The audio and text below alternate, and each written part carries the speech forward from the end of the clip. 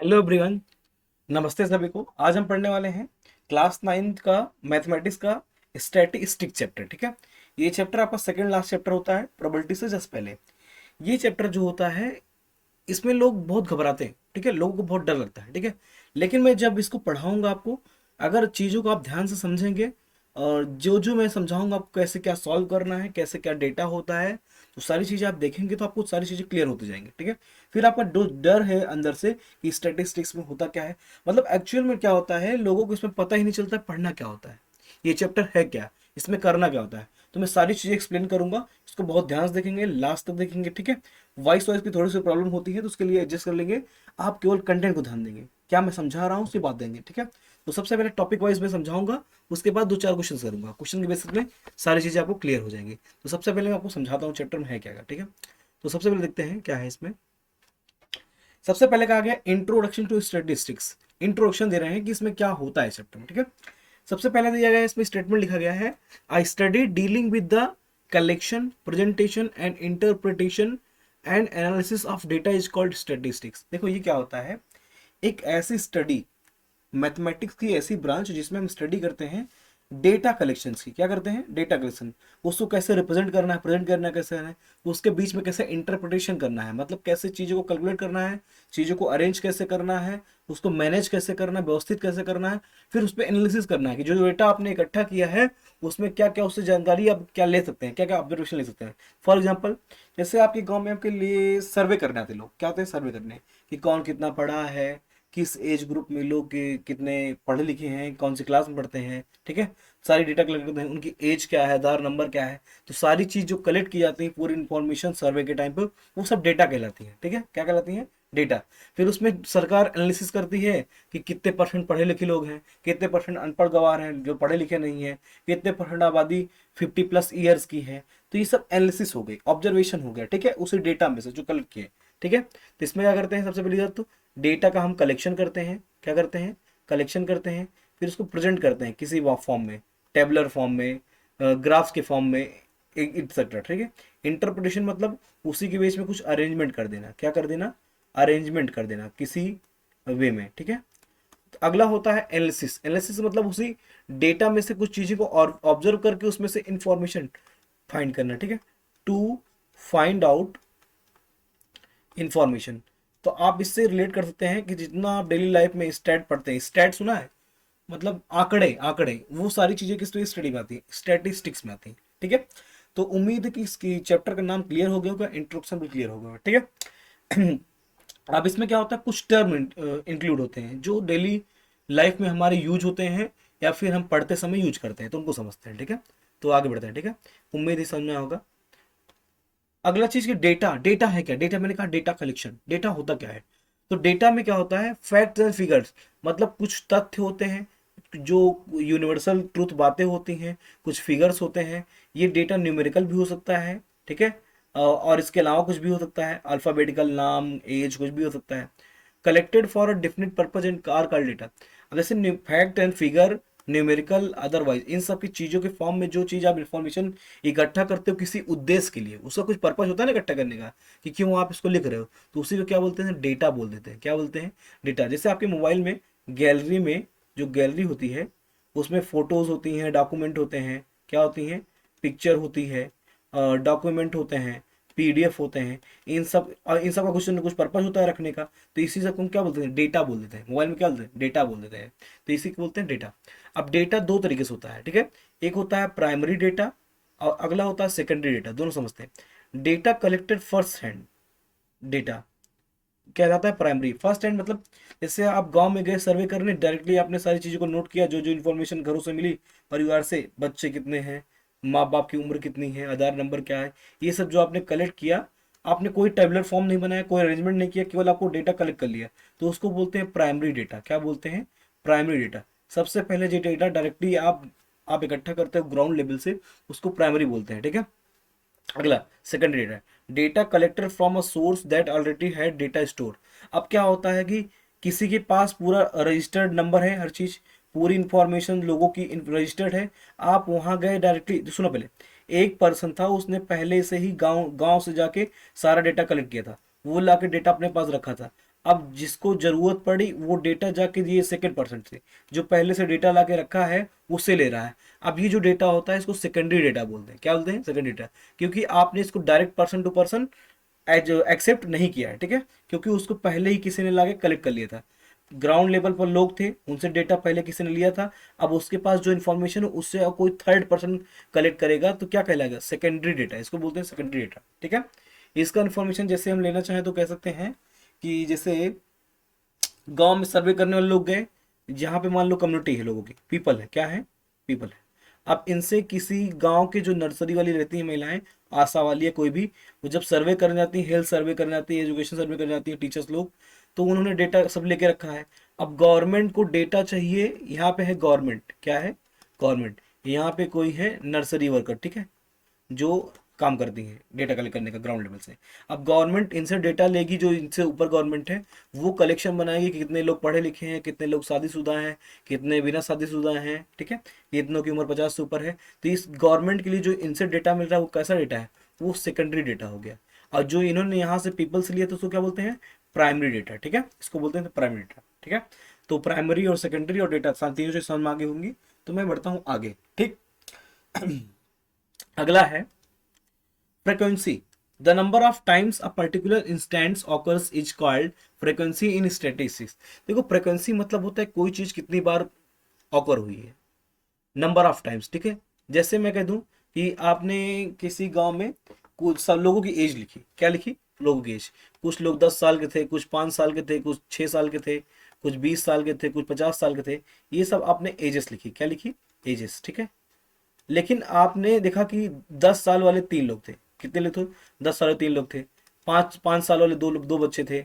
6 साल वाले 10 लोग थे, ठीक है। और 20 साल वाले 18 लोग थे। आपने एजेस लिखा, 10 साल, 15, 5 साल, 6 साल, 20 साल, 50 साल। 50 साल के 3 लोग थे। तो ये जो 10 साल के 3 लोग थे, ये फ्रिक्वेंसी है। क्या है? फ्रिक्वेंसी। मतलब ये 10 साल वाला डेटा है, कितनी बार है? 3 बार है, ठीक है। इसे क्या बोलते हैं? फ्रिक्वेंसी बोलते हैं। जैसे 5 साल एज वाला डेटा कितनी बार है? 2 बार है। आपकी लिस्ट में डेटा कलेक्शन में 5 साल वाले एज बच्चे की कितनी बार डेटा लिखी गई है? 2 बार। तो ये फ्रिक्वेंसी हो गई 5 साल एज की। आपसे पूछा जाए कि frequency of 5 year, frequency of 5 year, तो ये कितना हो जाएगा? 2 हो जाएगा। मतलब कितनी बार आया है 5 साल। जैसे 6 साल वाला पर्सन कितनी बार आया है? 10 बार। मतलब 10 लोग ऐसे हैं जो 6 साल के हैं, तो जो 6 ईयर की फ्रिक्वेंसी है वो कितनी है? 10 है, ठीक है। ऐसे 20 ईयर की फ्रिक्वेंसी कितनी है? 18 है। मतलब 20 साल के ऐसे 18 लोग हैं, उसकी फ्रिक्वेंसी कितनी होगी? 18। मतलब 18 बार आपकी आपके कलेक्शन में 20 कितनी बार लिखा गया? 18 टाइम्स। आपने 18 टाइम को 20 को लिखा है, ठीक है। तो 20 की फ्रिक्वेंसी कितनी हुई? 18 हो गई। तो कौन सा डेटा कितनी बार आता है उसे क्या बोलते हैं? फ्रिक्वेंसी है, ठीक है। तो समझ में आया फ्रिक्वेंसी किसको बोलते हैं? जो भी डेटा आपने कलेक्ट किया है, जो चीज जितनी बार है उस कलेक्शन में, ठीक है, उसी की उसकी फ्रिक्वेंसी बोलते हैं। अब मान लो आपने 10 ईयर 20 बार लिखा है, तो 10 की फ्रिक्वेंसी कितनी है? 20 है। कितनी बार हो रहा है? घटित हो रही है, ठीक है। आगे बढ़ते हैं। अगला है ग्रुप डेटा, अनग्रुप डेटा, ठीक है। दो चीजें होती हैं। पहला देखते हैं ungroup data. Ungroup data is the data in its original और raw form the observations are not classified into group. क्या होता है कि इसको आपने क्लासिफाई नहीं किया। जैसे मान लो आपने एज का ही लेते हैं, एज का एग्जांपल बेस्ट है, ठीक है। आपने एज कलेक्शन किया, कुछ लोग वो 2 साल, 3 साल, 4 साल, 5 साल, 6 साल, 7 साल, 8 साल, ऐसे 2 साल, 3 साल, ऐसे मान लो कई सारे एज ग्रुप के लोगों को आपने कलेक्शन किया डेटा। आपने इसको कोई अरेंजमेंट नहीं किया किसी एज में, मतलब ग्रुपिंग नहीं की कि 2 से लेके 10 साल के बीच में कितने लोग हैं। मतलब कुल मिला के आपने डायरेक्टली एज एज यूजुअल जैसे डेटा था डायरेक्टली लिखते चले गए। 3 साल, 3 साल, 5 साल, 5 साल, 6 साल, 6 साल, 8 साल, 8 साल, 10 साल, 10 साल। मतलब जैसे मिलता गया लिस्ट बनाते चले गए। इसमें आपने कोई अरेंजमेंट नहीं किया, मतलब ग्रुपिंग नहीं की। ग्रुपिंग इन द सेंस आपने बांटा नहीं कि 0 से 5 साल के लोग कितने हैं। जैसे मान लो 1 साल के भी लोग हैं, 2 साल के भी लोग, 3 साल के भी, 4 साल के, तो मैं इसको ग्रुप कर सकता हूँ कि 1 से लेके 5 साल के बीच में 4 लोग हैं। लेकिन ये चीज आपने नहीं किया, आपने सारी चीज सेपरेट लिख ली, तो इसको बोलते हैं अनग्रुप डेटा। क्या बोलते हैं? Ungroup data. अब ग्रुप डेटा देखते हैं, इसी का जस्ट अपोजिट होगा।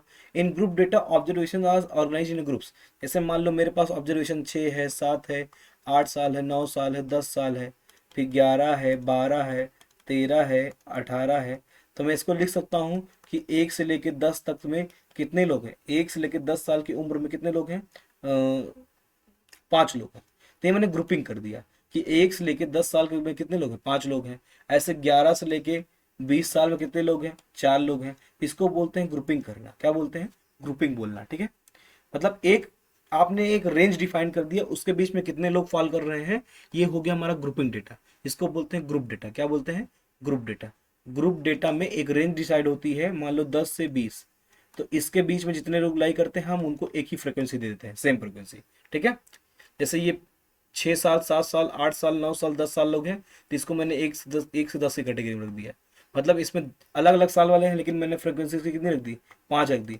मतलब 1 से 10 के बीच आने वाली फ्रिक्वेंसी कितनी है, 5, ठीक है। तो इसको ग्रुपिंग बोलते हैं, ठीक है।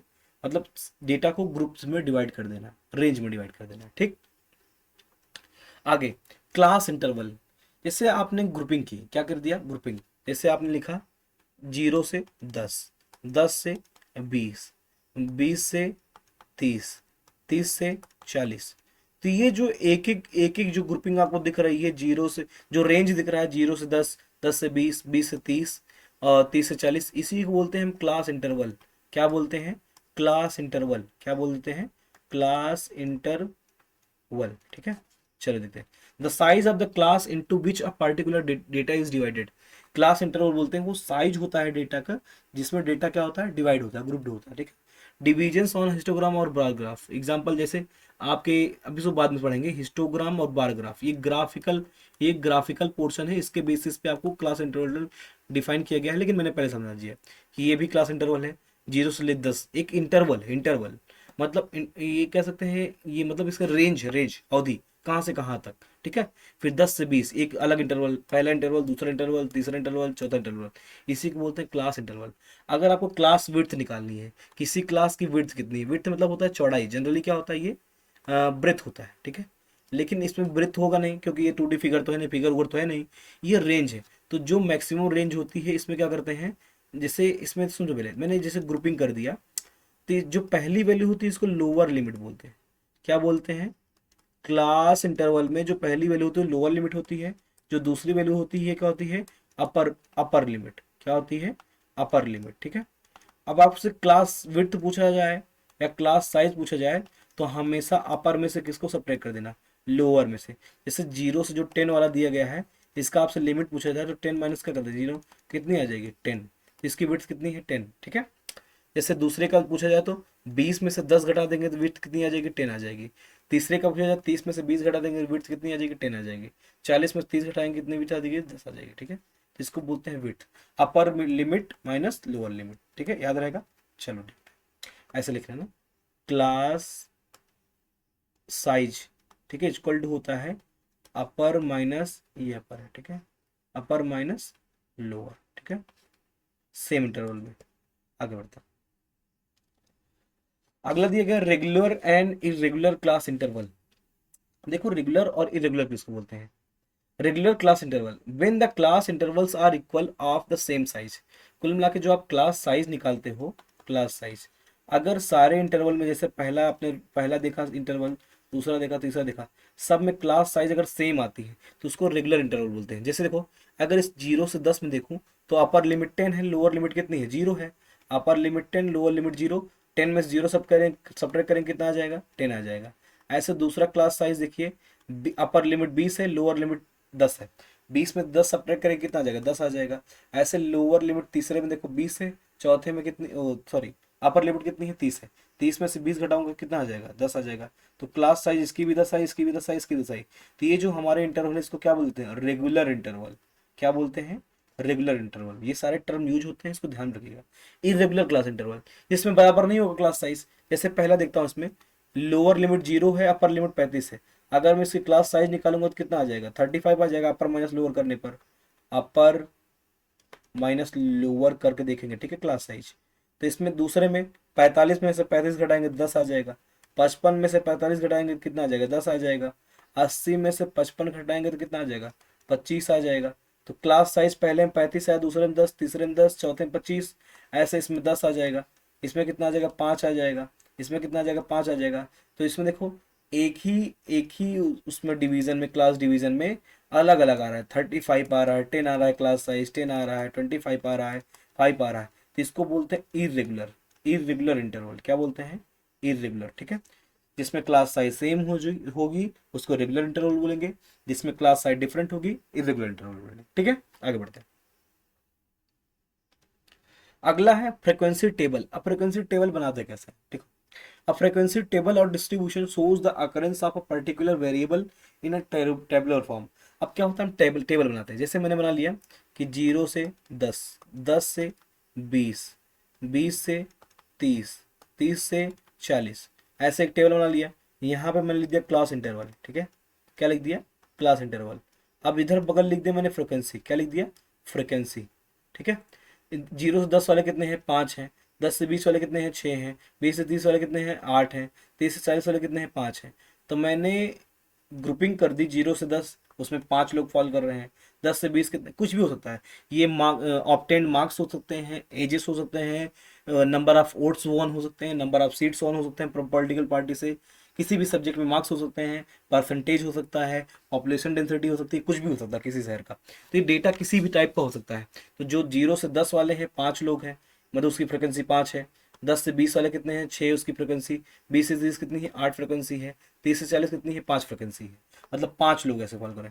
तो जो ऐसे टेबलर फॉर्म में हम लिखते जाते हैं क्लास इंटरवल और फ्रिक्वेंसी, इसी को बोलते हैं फ्रिक्वेंसी टेबल। क्या बोलते हैं इसको? Frequency table. क्योंकि ये टेबलर फॉर्म में होती है। किसके फॉर्म में होती है? टेबलर फॉर्म में, ठीक है। अगला आता है sorting. Raw data needs to be sorted in order to carry out operation sorting, ठीक है। कह रहा कि रॉ डेटा जो आपने कलेक्शन करते हैं डेली लाइफ में, कहीं से ऑब्टेन्ड मार्क्स का, एजेस का, सर्वे करते समय एजुकेशन का, कि और ओट्स का, या फिर किसी चीज का भी, किसी टाइप के डेटा का, तो उसको सॉर्ट करना पड़ता है, सॉर्टिंग करना पड़ता है। सॉर्टिंग मतलब होता है उसको अरेंज करना असेंडिंग ऑर्डर और डिसेंडिंग ऑर्डर। किसमें? मतलब बढ़ते हुए क्रम में और घटते हुए क्रम में। एक प्रॉपर अरेंजमेंट जब हम कर देते हैं, डेटा आपने लिया कहीं से, 5 एज ग्रुप लिया, 5, 6, 8, फिर 2, फिर 3, फिर 10, फिर 8, फिर 9, फिर 11, फिर 13, फिर 3, ऐसे करते करते ये जो डेटा हमने रॉ डेटा आपने कवर किया, ऐसे लिखते लिखते लिखते लिखते आपने एजेस ग्रुप लिखा है। अब इसको चाहे आप असेंडिंग में कर दो, किस में कर दो? असेंडिंग में कर दो ऑर्डर में, या फिर कर दो डिसेंडिंग ऑर्डर में। इसी प्रोसेस को करते हैं सॉर्टिंग। सॉर्टिंग मतलब होता है अरेंजमेंट करना, ठीक है। अरेंजमेंट बढ़ते हुए क्रम में, घटते हुए क्रम में। तो हमको हमेशा कैलकुलेशन करने के लिए, स्टैटिस्टिक्स को पढ़ने के लिए डेटा को हम कुछ अरेंज करते हैं, सॉर्टिंग करते हैं, ठीक है। समझ में? सॉर्टिंग मतलब अरेंजमेंट। तो उम्मीद है फ्रिक्वेंसी टेबल समझ में आया होगा। ये ग्रुपिंग करके उसकी कितनी फ्रिक्वेंसी है टेबल फॉर्म लिख देते, फ्रिक्वेंसी टेबल बन जाती है। सॉर्टिंग मतलब है अरेंज कर देना। आगे बढ़ते हैं। अगला है ungrouped frequency table, grouped frequency table. कुल मिला के वही है कि आप सीधा सीधा अपने रॉ डेटा लिया लिया था, रॉ डेटा लिया था, और डायरेक्टली आपने लिख दिया 3 कितनी बार आया है, 5 कितनी बार आया है, 6 कितनी बार आया है, 7 कितनी बार आया है, 8 कितनी बार आया है। डायरेक्टली एक एक डेटा का आपने, मतलब अलग अलग इंडिविजुअल डेटा का फ्रिक्वेंसी लिख दिया, कितनी बार आया है। तो इसको बोलते हैं अनग्रुप्ड फ्रिक्वेंसी। डायरेक्ट फ्रिक्वेंसी लिख देना। 3 एज वाले कितने हैं? 5 लोग हैं। 5 एज वाले कितने हैं? 2 लोग हैं। 10 एज वाले कितने हैं? 10 ईयर वाले 6 लोग हैं। और 15 एज वाले कितने हैं? 5 लोग हैं। ऐसे डायरेक्टली एक एक टाइप के एज का आपने फ्रिक्वेंसी लिख दी, उसको बोलते हैं अनग्रुप फ्रिक्वेंसी टेबल, ठीक है। अगला आता है group frequency table. Group frequency table अभी मैंने जैसे बताया था पीछे, वही होता है। आपने ग्रुपिंग कर दिया कि 0 से लेके 20 साल वाले कितने हैं, तो इसमें आप लिख दिया कि 5 लोग हैं। फिर आपने लिख दिया 20 से 40 वाले कितने हैं, इसमें लिख दिया आपने 10 लोग हैं। तो ये जो ग्रुपिंग कर रहे हैं, इसमें जब फ्रिक्वेंसी बांट देते हैं हम, तो इसको बोलते हैं ग्रुप्ड फ्रिक्वेंसी टेबल। अभी जो ने फ्रिक्वेंसी टेबल आपको एग्जांपल दिया था, वो किसका था? ग्रुप्ड फ्रिक्वेंसी टेबल, ठीक है। ग्रुप्ड फ्रिक्वेंसी टेबल, ठीक है। तो दोनों तरह से फ्रिक्वेंसी टेबल बनता है। एक इंडिविजुअल डेटा का फ्रिक्वेंसी लिखते चले जाइए, एक होता है ग्रुपिंग करके लिख दीजिए, ठीक है। तो दोनों होता है। तो उम्मीद है भी समझ में आएगा, बहुत ज़्यादा डिफरेंस नहीं है दोनों में। बस ये है कि इसमें हम रेंज लिख देते हैं कि इतने से इतने के बीच में कितने लोग हैं, उसमें इंडिविजुअल डेटा का लिखते चले जाते हैं, ठीक है। अगला आता है बार ग्राफ्स, ग्राफिकल रिप्रेजेंटेशन डेटा, ठीक है। तो इसमें क्या होता है, डायरेक्टली हम ईच इंडिविजुअल डेटा का ग्राफ बनाते जाते हैं। वाई एक्सिस पर लिख देते हैं फ्रिक्वेंसी, हमेशा ध्यान से पढ़ लेते हैं पहले। Graphical representation of data using bars. Bars मतलब रेक्टेंगुलर फॉर्म में ऐसे डेटा ऐसे वर्टिकली खड़े होते हैं, ठीक है। हाइट्स बिल्डिंग टाइप के, जब मैच देखते हैं तो स्कोर रन का बनता है ना, तो उसी हाइट्स में रिप्रेजेंटेशन जो होती है बिल्डिंग टाइप की, उसको क्या बोलते हैं, रेक्टेंगुलर फॉर्म में, उसको बोलते हैं बार ग्राफ, ठीक है। तो graphical representation of data using bars of equal width and equal spacing between them on one axis, the height of the bar represent frequency. तो हमेशा वर्टिकल जो वाई एक्सिस होगी ये फ्रिक्वेंसी को रिप्रेजेंट करेगी, किसको, फ्रिक्वेंसी को। The data represented can S, जैसे आपने आपने कह दिया कि कोई 20, देखो आप मान लो मार्क्स ऑप्टेन की फ्रिक्वेंसी लिखना चाहते हैं, क्या लिख सकते हैं, बार ग्राफ, क्या बनाना है, बार ग्राफ। तो आप इस एक्स एक्सिस पे मार्क्स लिख दीजिए और वाई एक्सिस पे फ्रिक्वेंसी लीजिए, कितने लोग पाए हैं। जैसे 20, पहला हो गया 20 नंबर पाने वाले, कौन से, 20 नंबर पाने। तो यहाँ देखोगे 20 नंबर वाला किसके बराबर है, 100 के बराबर है। तो 100 लोग ऐसे हैं जो 20 नंबर पाए हैं। ऐसे आपसे 30 नंबर पाने वाले पूछे जाए तो कितने लोग हैं, 200 लोग ऐसे हैं। फिर आपसे पूछे जाए 50 नंबर पाने वाले कितने हैं, 50 से कम है ये, मेरे हिसाब से 25 होगा, ये यहाँ पे आएगा, यहाँ पे आधे पे। तो ये 25 वाले कितने लोग हैं, 40 लोग हैं। ऐसे 50 लोग कितने हैं, 100 वाले, 100 वाले कितने हैं, 50 है। तो कुल मिला के मार्क्स ऑब्टेन्ड और फ्रीक्वेंसी का जो हमने टेबल बनाया, फ्रीक्वेंसी को वर्टिकल एक्सिस वाई एक्सिस पे दिखा दिया, एक्स एक्सिस पे मार्क्स दिखा दिया। तो जो बिल्डिंग्स हम हाइट के फॉर्म बनाते हैं रेक्टेंगुलर बिट के फॉर्म में, इसको बोलते हैं बार ग्राफ, ठीक है। जैसे आप एग्जांपल लिखना चाहो, जैसे मैंने कह दिया कि 25 नंबर पाने वाले कितने लोग हैं, तो ये मान लो 100 लोग हैं। फिर 50 नंबर, मान लो यहाँ पे 28 नंबर वाले कितने लोग हैं, मान लो ये 200 लोग हैं। तो ऐसे इस पे मैंने फ्रिक्वेंसी दिखा दिया, इस पे मार्क्स दिखा दिया, और ये बार्स बना दिए रेक्टेंगल फॉर्म में। ऐसे चाहो तो इसको आप पेंट कर सकते हैं, इसमें रंगीन दिखाया गया ना। तो ये, तो इसी को बोलते हैं बार ग्राफ, क्या बोलते हैं, बार ग्राफ। तो ये डेटा को ग्राफिकली रिप्रेजेंट करने का तरीका है। जो आप टेबलर फॉर्म में लिखते आ रहे हो, इसमें ग्राफ दिख रहा है, इसमें इजिली लोगों को समझ में आता है कौन ज़्यादा है कौन कम है, किन की संख्या ज़्यादा है किन की संख्या कम है। ये थोड़ा विजुअल रिप्रेजेंटेशन हो जाता है, ठीक है। आगे बढ़ते हैं। हिस्टोग्राम्स, इसी में एक टाइप होता है histogram, like bar graphs but for continuous class interval. ये वो डिसकंटिन्यूअस के लिए था, क्योंकि उसमें जो मार्क्स थे, किसी का 10 था, फिर 20 था, फिर 30 था। तो इनमें 10 का गैप है, इसमें 10 का गैप है, इसलिए जो बार्स बनते थे वो उसके बीच में स्पेस रहते थे, क्या रहते थे, स्पेस। लेकिन जो हिस्टोग्राम होता है ये कंटिन्यूअस डेटा के लिए होता है, किसके लिए होता है, कंटिन्यूअस डेटा के लिए, इंटरवल के लिए। मतलब इसमें गैपिंग नहीं होती। सेम तरीके से ये बार की तरह बराबर बराबर होता है, बस इसमें क्या होता है, गैप्स नहीं होते, क्या नहीं होते, गैप्स नहीं होते डेटा में। तो इसको बोलते हैं हिस्टोग्राम, ठीक है। Area of rectangle is directly proportional to frequency of variable and the width is equal to the class interval. इसकी जो चौड़ाई होगी वो सी आई के क्लास इंटरवल के बराबर होगी, और जो एरिया होगा रेक्टेंगल किससे बराबर होगा, फ्रीक्वेंसी वेरिएबल के। मतलब कुल मिला के हाइट पे आपको फ्रीक्वेंसी लेना है, देखो ये दिख रहा है, वर्टिकल पे क्या लेना है, फ्रीक्वेंसी लेना है, और हॉरिजॉन्टल पे क्या लेना है आपको, वेरिएबल। वेरिएबल मतलब आपको लेना है डेटा, क्लास इंटरवल, ठीक है। तो सी आई हॉरिजॉन्टल पे आपको सी आई लेना है, और वर्टिकल पे क्या लेना है, फ्रिक्वेंसी लेना है, ठीक है। तो ऐसे बनता है हिस्टोग्राम। इसमें बार्स क्या होंगे, जुटे हुए होंगे, कि इसमें ये कंटिन्यूअस डेटा होता है, इसमें ब्रेकिंग नहीं होती, बीच में डेटा की गैप नहीं होता, ठीक है। इसको बोलते हैं histogram, similar to bar graph, ठीक है। आगे बढ़ते हैं। अगला है फ्रिक्वेंसी पॉलीगॉन। अब क्या है, फ्रिक्वेंसी पॉलीगॉन कुछ नहीं होता है। इसमें देखो साफ साफ समझो, जैसे आपने हिस्टोग्राम बनाया, क्या किया, ध्यान से मैं समझा देता हूँ, फिर इसको पढ़ता हूँ क्या लिखा गया। आप पढ़ भी सकते हैं, मैं आपको समझा देता हूँ। जैसे आपने ऐसे हिस्टोग्राम बना दिया, क्या बना दिया, ऐसे हिस्टोग्राम आपने बना दिया। फिर क्या करिए, इस हिस्टोग्राम की जो क्लास साइज है उसका मिड पॉइंट निकाल लीजिए। देखो ये जो विड्थ होती है क्लास साइज होती है, क्या होती है, क्लास साइज होती है, पहले की, दूसरे की, तीसरे की, चौथे की। तो इसका जो क्लास साइज का मिड पॉइंट लगाइए, और ये जो बिल्डिंग्स बनी है, बिल्डिंग ब्लॉक्स, इसके मिड पॉइंट को ऐसे बना दीजिए, और एक ऐसा पॉलीगॉन बनाते चले जाइए ज्वाइन करते हुए इन मिड पॉइंट को। जो पॉलीगॉन फॉर्म होगा, इसी को बोलते हैं फ्रिक्वेंसी पॉलीगॉन। क्या बोलते हैं, फ्रीक्वेंसी, फ्रीक्वेंसी पॉलीगॉन, ठीक है, पॉलीगॉन इसको बोलते हैं। तो पढ़ लेते हैं। If the mid points of the each rectangle of histogram, ध्यान समझेंगे, if the midpoints of each rectangle in a histogram are joined by line segment, line segments join कर दो, मतलब एक पॉइंट के बाद दूसरे पॉइंट ज्वाइन करने के लिए करना line segment. The figure form, जो फिगर फॉर्म होगा, will be a frequency polygon. जो फिगर बन रहा है, देखो यहाँ पे पिंक कलर दिख रहा है, इसको क्या बोलेंगे, ध्यान से देखो, मैं इंक चेंज करके दिखा देता हूँ। देखो ये जो येलो वाला देखो ये पिंक वाला गया है इसे, ये जो फिगर फॉर्म हुआ है, इसमें देखो हिस्टोग्राम बनाने की कोई जरूरत नहीं है। जो बनाया गया है ये फालतू बनाया गया है, केवल दिखाने के लिए बनाया गया है, इसी का मिड पॉइंट है। लेकिन ये जो ग्राफ जैसा बन रहा है ऐसा जिगजैग टाइप का, ऐसे ऐसे ऐसे ऐसे ऐसे, इसी इसी को फिगर क्या बोलते हैं? Frequency polygon. क्या बोलते हैं? Frequency polygon. हिस्टोग्राम तो दिखाने के लिए बनाया गया है कि इसका मिड पॉइंट हमने ज्वाइन किया है, ठीक है। तो उम्मीद है समझ में आया होगा। तो कुछ नहीं करना है, हिस्टोग्राम से डायरेक्टली फ्रीक्वेंसी पॉलीगॉन बनाना है तो आसान होता है, लेकिन वैसे फ्रीक्वेंसी पॉलीगॉन बनाना है तो जो क्लास साइज है उसका मिड पॉइंट ऐसे प्लॉट करते जाइएगा, मिड पॉइंट उसको प्लॉट करते जाइएगा, और जो बनेगा ऐसे फिगर उसको बोल दीजिए क्या है? Frequency polygon. अब मिड पॉइंट निकालने का तरीका क्या है? Upper limit plus lower limit. कैसे निकालेंगे क्लास क्लास का mid point? By two. Upper limit और लोअर लिमिट बाई टू कर देंगे, दोनों का सम करके टू कर देंगे, आधा आ जाएगा। मान लो जैसे किसी में 0 से 10 मार्किंग हुई है क्लास इंटरवल, इसका जो मिड आएगा 0 + 10/2, जो कि कितना आ जाएगा? 5 आ जाएगा। समझ में आया? जैसे इसमें 20 से 25 हुआ है, जैसे इसमें इस एग्जाम्पल में देखो 20 से 25 हुआ है, तो इसका जो मिड पॉइंट आएगा उसको बोलते हैं क्लास मार्क। क्या बोलते हैं? क्लास मार्क, ठीक है। क्लास मार्क कैसे होता है? 20 + 25 करना है, बाई टू कर देना है, तो 45/2 आएगा। कितना आएगा ये? चौ 45 कितना होता है यार? 22×4 22.5 आ जाएगा। कितना आ जाएगा? 22.5, ठीक है। आगे बढ़ते हैं।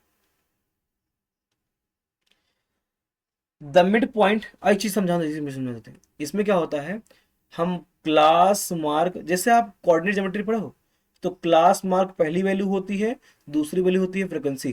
तो इसमें हम जो प्लॉटिंग करते हैं कोऑर्डिनेट्स का, क्लास मार्क कॉमा फ्रीक्वेंसी होता है, और क्लास मार्क क्या होता है? मिड पॉइंट होता है क्लास इंटरवल का। तो इसमें जो पॉइंट्स प्लॉट होंगे class mark comma frequency, class mark x value समझ लीजिएगा और फ्रीक्वेंसी की वाई की वैल्यू, उनके पॉइंट्स प्लॉट करते जाइएगा, सारे पॉइंट्स को ज्वाइन कर दीजिएगा लाइन सेगमेंट से, जो फिगर फॉर्म हो जाएगा वो फ्रीक्वेंसी पॉलीगॉन हो जाएगा। अब आगे देखो, mid point of the class interval, जो मैं बात कर रहा था क्लास मार्क की, किसकी बात कर रहा था? क्लास मार्क की। इसी को बोलते हैं मिड पॉइंट ऑफ क्या? Class interval. The mid point of class interval is called a class mark. इसी को बोलते हैं क्लास मार्क। अब क्लास मार्क की वैल्यू मैं बता चुका हूँ। क्लास मार्क इक्वल टू क्या होता है? Upper limit plus lower limit by two whole upon two, ठीक है। ये फॉर्मूला है। अब होता है इक्वलिटी ऑफ एरियाज, कुल मिला के जो रेक्टेंगल्स बनाते हैं उसका एरिया, ठीक है, बताते हैं उसी के एरिया के बारे में होता है।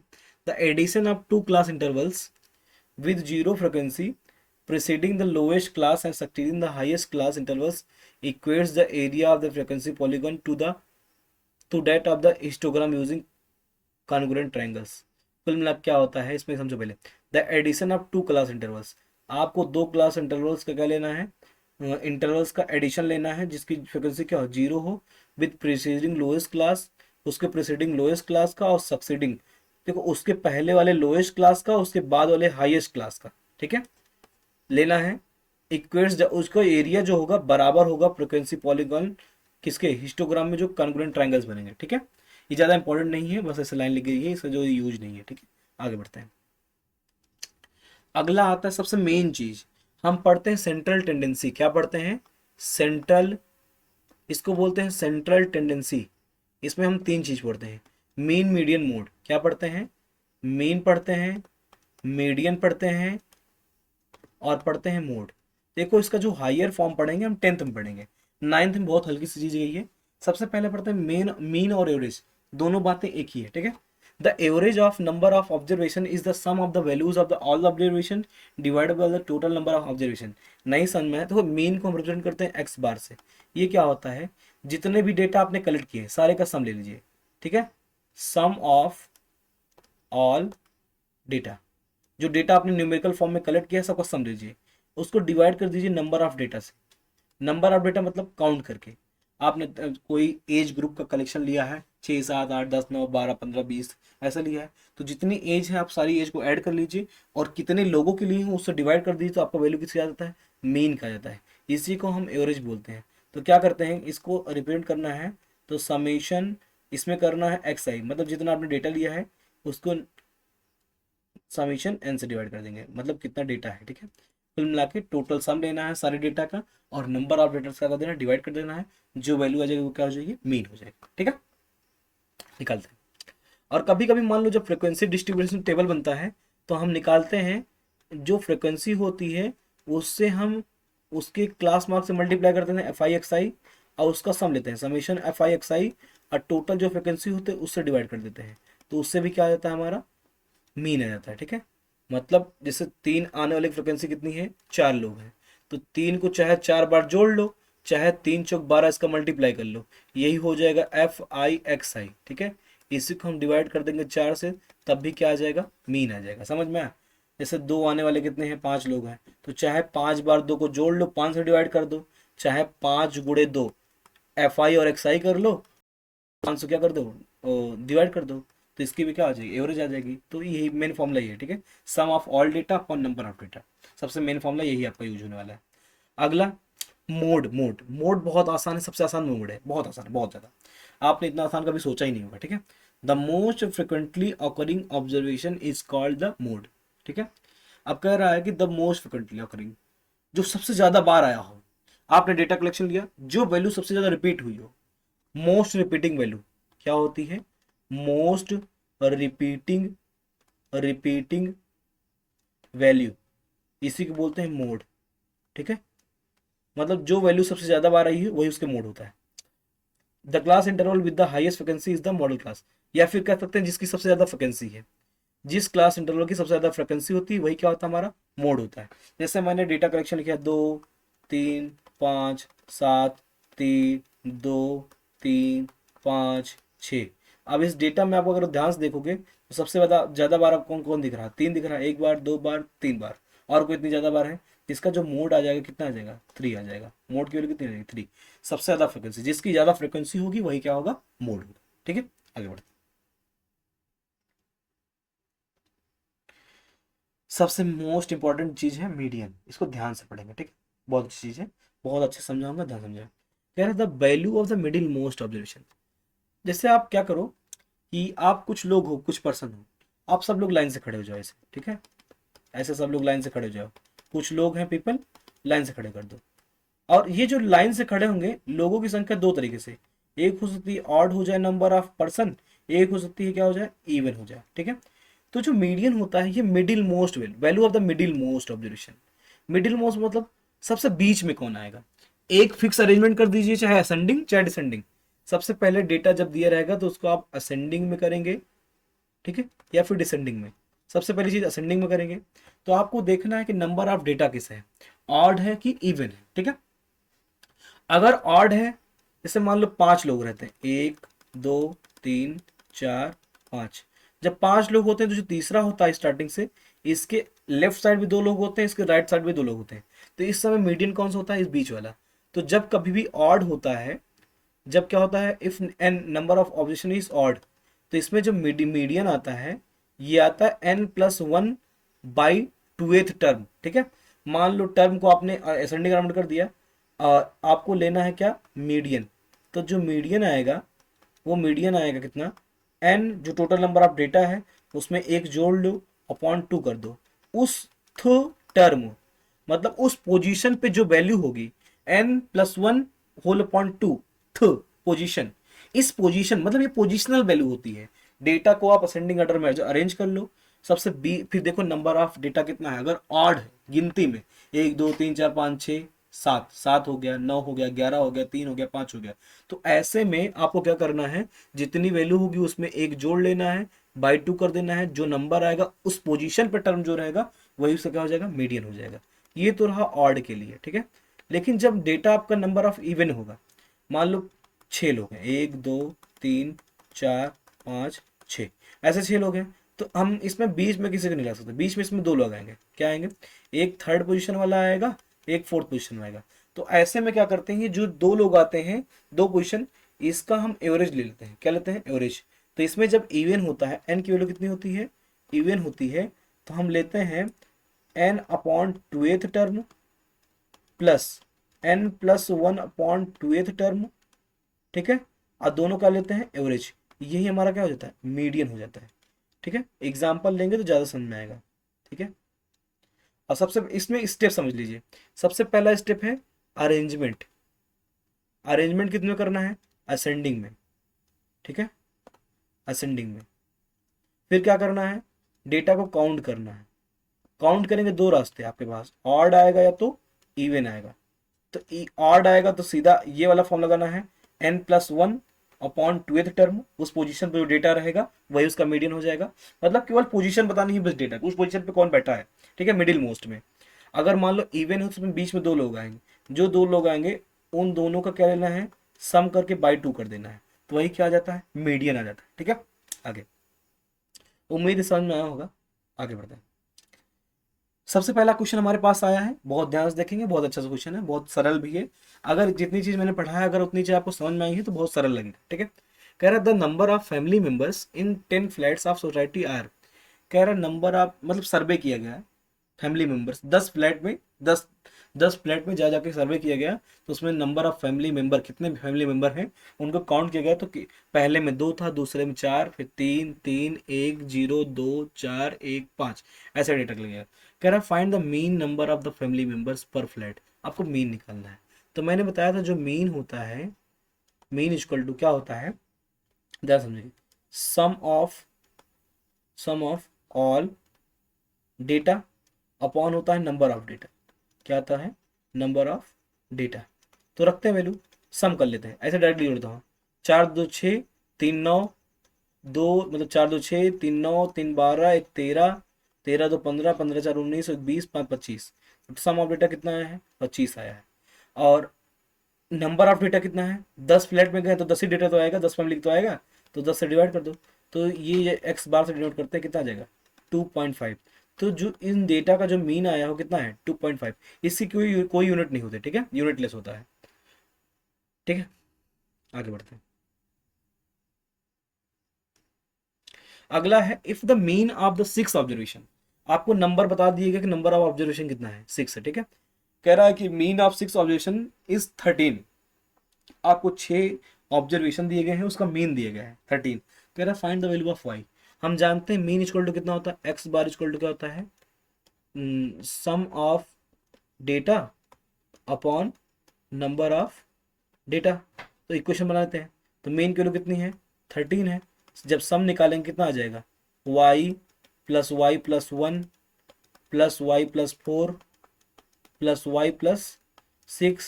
प्लस y+8 प्लस y+5, और टोटल डेटा कितना दिया गया है आपको, 6 दिया गया है।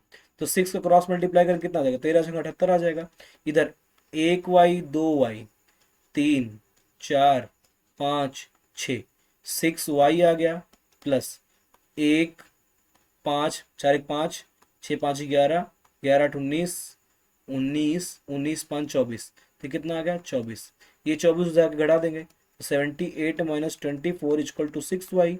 इसको जब घटाएंगे 8 में से 4 जाएगा, 4 जाएगा, 7 में से 2 जाएगा, 5 आ जाएगा, इक्वल टू कितना आ गया 6y। वाई की वैल्यू कितनी आ जाएगी, 54/6, 6 9 54, तो वाई की वैल्यू कितनी आ गई, 9।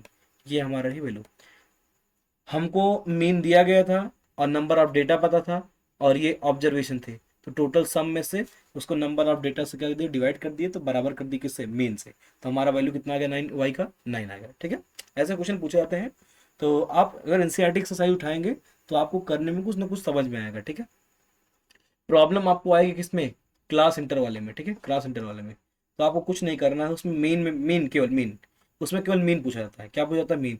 तो आपको करना है समेशन FI XI, मतलब सारे एफ फ्रिक्वेंसी का मल्टीप्लिकेशन उसके डेटा से कर लेंगे, जितना होगा डेटा का उसकी फ्रिक्वेंसी कितनी है सबका कर लेंगे मल्टीप्लिकेशन, और पूरी लिस्ट को जोड़ लेंगे, फिर जो समेशन FI मतलब फ्रिक्वेंसी टोटल है उसको उससे डिवाइड कर देंगे, इसका वैल्यू आ जाएगा मीन का आ जाएगा। ठीक है, चलो बता देंगे, समझाते हैं आगे, तो आगे बढ़ते हैं। The number of books issued to 13 student, number of student दे दिया। ठीक है, मतलब आपको नंबर ऑफ बुक्स दिया गया है, कितनी कितनी बुक्स 13 बच्चों को दी गई है इन क्लास आर। तो एक क्लास में 25 दी गई है। ठीक है, 13 स्टूडेंट दी गई, पहले स्टूडेंट को, दूसरे को 19, ऐसे 24, ऐसे 13 लोग हैं दी गई है। कह रहा है find the median number of books for the data, आपसे पूछा गया है मीडियन। ध्यान देंगे, मीडियन मैंने पहला स्टेप बताया था आपको क्या करना है, आपको पहले लगाना है किसमें, असेंडिंग ऑर्डर में। तो मैं पहले असेंडिंग ऑर्डर कर लेता हूँ। सबसे छोटी वैल्यू कौन दिख रही है इसमें, 17 दिख रही है, सबसे पहले मैंने लिख लिया 17। ठीक है, दूसरा क्या लिख लिया, दूसरा 17 17 17 17 17, 17 के बाद 19 है। देखो इसमें क्या होता है, मीडियन में आप एक ही डेटा को 2 बार न लिख दो, उसको काटते चलो।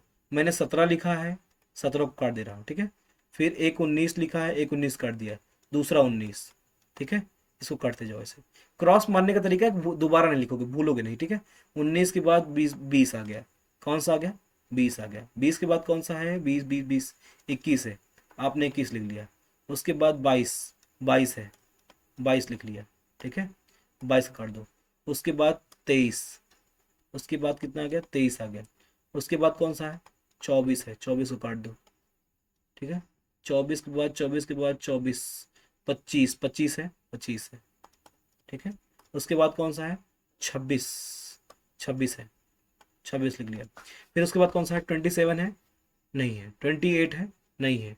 29 है, तो सीधा 29 लिखो, ठीक है।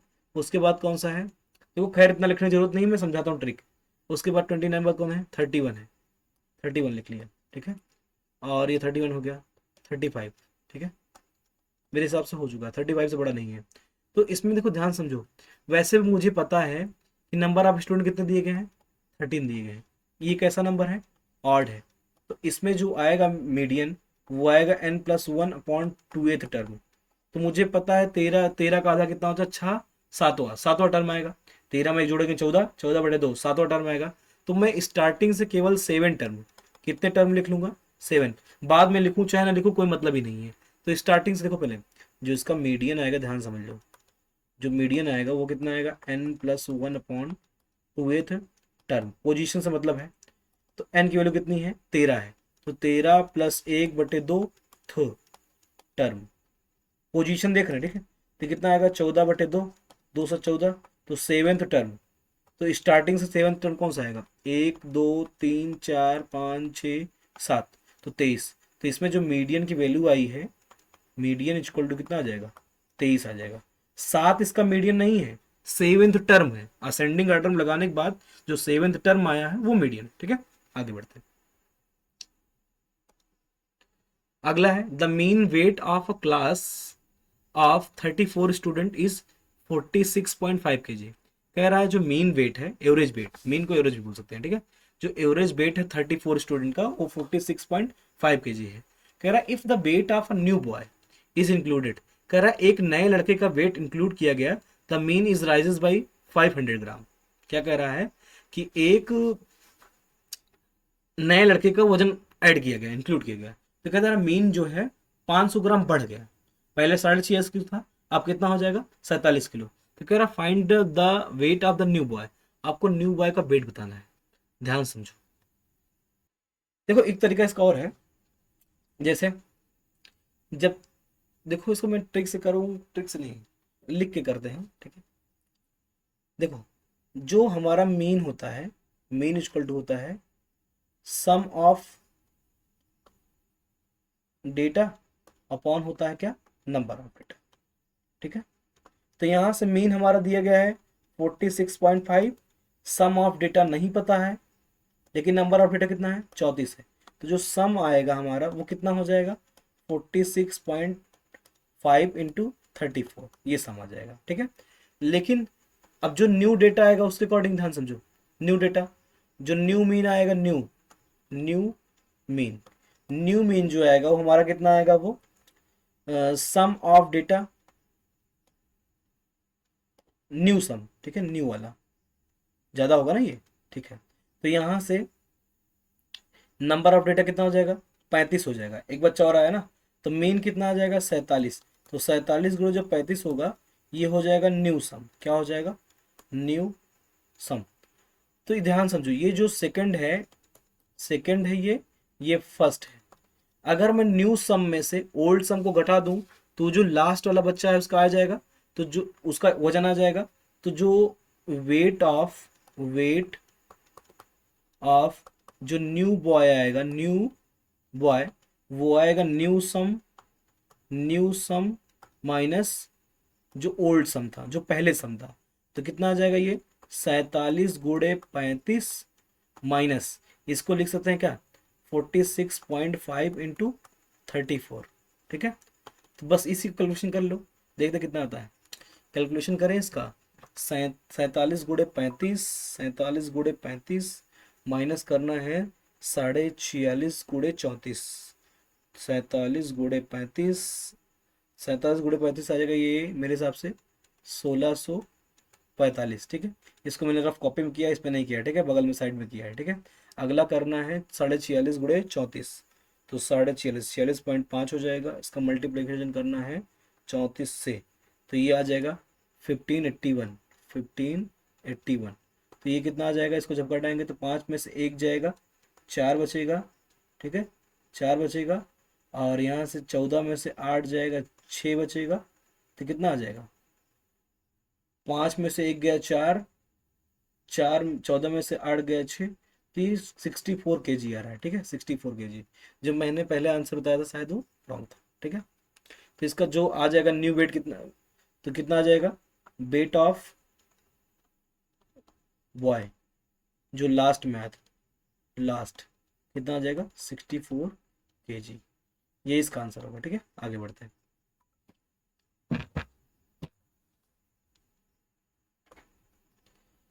अगला है the distance in kilometre of 40 engineers from their residents, ठीक है, to their place of work were found as.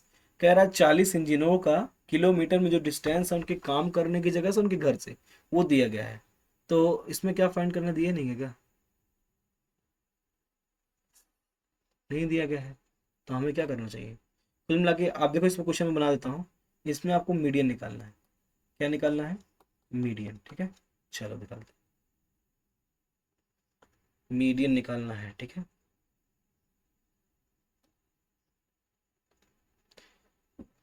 सबसे पहले ध्यान देंगे कितने डेटा हैं, 40 है, 40, जो कि हमारा कैसा है, इवन है। तो मुझे पता है कि जो इसका मीडियन आएगा, मीडियन, मीडियन जो आएगा वो आएगा n/2th प्लस n+1/2th बाई 2, इसका एवरेज यही आएगा।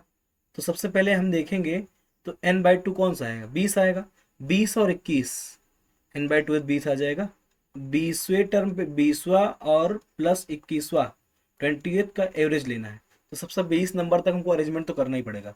तो अरेंजमेंट करने के लिए सबसे पहले कौन सा डेटा आएगा, सबसे छोटा कौन सा आ रहा है, पहला आएगा 2, 2 आएगा। दूसरा कौन सा आएगा, 2, 3, 3 हो गया, 3 3 3 3 3, फिर 3, फिर 3 आ जाएगा ना, 2 बार 3 हो गया, 3 3 4 4। अच्छा 2 भी और है, 2 भी 2 बार है भाई, 2 भी 2 बार है, 3 भी 3 बार है, 3 3 बार हो गया, 3 4 4 4 4 4 4 4 नहीं, 5, 5 एक हो गया। इसके बाद 5 5 5 दूसरा 5, ठीक है। इसके बाद 5 और कोई है, 5 5 5 5 5 6, 6 नहीं है, 6 नहीं है, 7 1 1 2 3 4, 1 2 3 4, ठीक है, 4 बार 7 है। उसके बाद 8, 1 बार 8, अरे भाई 6 था यार, ये देखो 6 भी था, ठीक है, 6 भी था, 6 हो गया। 8 1 बार हो गया, 8 8 8 नहीं है। 9 देखते हैं, 9 9 9 9 9 पहले रूम नहीं, दूसरे में नहीं है, तीसरे में है, चौथे में है, 2 बार 9 है। 20 और 21 टर्म तो जाना पड़ेगा मैं, ठीक है। 9 हो गया।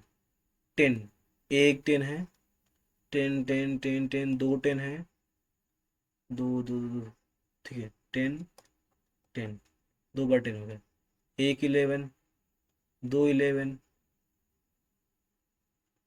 दो 11 है, हुआ कि नहीं देखो यार, 1 2 3 4 5 6 7 8, 1 2 3 4 5 6 7 8, 9 10 11 12 13 14 15 16 17 18 19, 19 से हुआ है। और इसके बाद जो है वो अभी 20 21 हो जाएगा। 12 चेक करो है, पहली लाइन में 12 नहीं है, दूसरी लाइन में 1 12, 2 टाइम हो गया, 19 21, तो 12 12। तो कुल मिला के जो इसका मीडियन आएगा, मीडियन वो आ जाएगा 12 + 12, 20th पे 12 आएगा, 21 पे 12 आएगा, ठीक है, बाई 2, तो कितना आ जाएगा 24/2, जो कि कितना आ जाएगा 12। इसका मीडियन कितना आ जाएगा 12 आ जाएगा, ठीक है, यही आंसर है। थोड़ा टाइम टेकिंग रहता है अरेंजमेंट करने में, ठीक है, आगे बढ़ते हैं। लास्ट क्वेश्चन मेरे हिसाब से ये आपका है, देख लेते हैं, चेक कर लेते हैं, ये लास्ट है। तो इसमें कहा गया है given below are the seats won by different political parties in the outcome of a state assembly election one. पहला कह रहा है ड्रा द बार ग्राफ, पहली चीज तो आपको क्या करना है, बार ग्राफ बनाना है, ठीक है। और दूसरा कह रहा है विच party has won maximum seats. तो सबसे पहले हम कह सकते हैं कि दूसरा क्वेश्चन का आंसर, जो दूसरे का आंसर आएगा, सबसे ज्यादा सीट कौन सी पार्टी जीती है, ABCDEF तक है, तो सबसे ज्यादा मुझे दिख रहा है 75 वैल्यू दिख रही है, कौन सी 75। तो सेकंड का आंसर है कि a party has won maximum seats, ठीक है, ए पार्टी। दूसरा कह रहा है बार ग्राफ बना देते हैं, नीचे इधर रखते हैं क्या, इधर रखते हैं सीट्स, इस पे सीट्स रखते हैं, इधर रखते हैं पार्टी, क्या रखते हैं, पार्टी। तो सबसे पहला देखो, मैं पूरी मार्किंग नहीं करता हूँ, सीधा नंबर लिखता हूँ। 10 है, उसके बाद कौन सा है, 29 है, 29, मतलब फिर 37 है, 37 में 2 लोग, फिर 55 है, फिर क्या है 75 है। तो इसे रफली बनाता हूँ, ठीक है, आप एग्जैक्टली बना लेंगे पे कॉपी पे। तो सबसे पहले लिखता हूँ ABCDEF,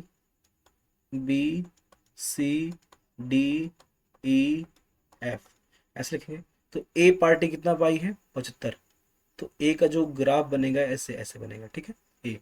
फिर बी कितना पाई है 55, 55 कहाँ तक है, तो बी यहाँ तक हो जाएगा 55 बी का, ठीक है। सी कहाँ तक पाई है, सी 37, 37 कहाँ पे आएगा, ऐसे आप एग्जैक्टली बना लेंगे कॉपी में अच्छे से, ठीक है। इसको चाहो तो इसे प्रिंट कर दो आप, ठीक है, ये आपका ग्राफ है। अगला डी कहाँ तक पाई है, डी 29 यहाँ तक, इसकी हाइट यहाँ तक। फिर ई कहाँ तक है 10, सबसे छोटा ई का, ठीक है 10। एफ कहाँ तक है 37, 37 यहाँ तक, ठीक है। ये तो ये क्या है, बार ग्राफ ऐसे बनता है। बहुत अच्छा तो नहीं बना है, लेकिन आप कॉपी पे स्केल लेके मार्किंग करके बढ़िया से बना लीजिए। रफली बना दिया है, आइडिया ऐसे दिया है, ठीक है। यहाँ से होता है हमारा लेक्चर एंड, ठीक है। उम्मीद है सारी चीज़ें समझ में आई होंगी। आप क्वेश्चन पर अप्लाई करेंगे जो भी मैंने समझाया है, तो आपके क्वेश्चन सॉल्व हो जाएंगे, ठीक है। तो चैनल को सब्सक्राइब कर लीजिए और लेक्चर को लाइक कर देंगे।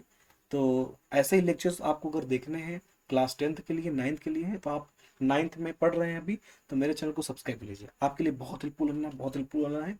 आगे आपके लिए मैं सारी चीज़ें लाऊंगा, जैसे सैम्पल पेपर हो गया क्लास 10th के लिए, पीवाईक्यूज हो गया, चैप्टर वाइज सिलेबस हो गया, फिर टॉपिक वाइज सिलेबस हो गया, एक दो क्वेश्चन का शॉर्ट्स हो गया, 10 मिनट्स हो गया, ऐसे बहुत सारी चीज़ लाऊंगा। Thank you for watching.